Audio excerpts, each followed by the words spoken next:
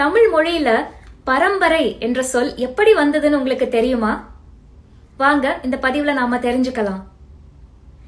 முதல் தலைமுறை, அதாவது ஃபர்ஸ்ட் ஜெனரேஷன் தான் நாம. இரண்டாம் தலைமுறை நம்ம அப்பா அம்மா. மூன்றாம் தலைமுறை நம்ம பாட்டன் பாட்டி. நான்காம் தலைமுறை பூட்டன் பூட்டி. ஐந்தாம் தலைமுறை ஓட்டன் ஓட்டி. ஆறாம் தலைமுறை சேயோன் சேயோள். ஏழாம் தலைமுறை பரன் பறை. பரனும் பறையும் சேர்ந்துதான் பரம்பரைன்னு வந்துச்சு. எவ்வளோ ஒரு ஆழ்ந்த சிந்தனையோட 7 தலைமுறைக்கு பரம்பரை இப்படி ஒரு அழகான வார்த்தையை நம் முன்னோர்கள் உருவாக்கி இருக்கிறாங்க.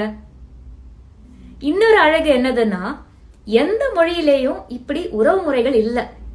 இது தமிழுக்கு உரிய ஒரு தனி சிறப்பு.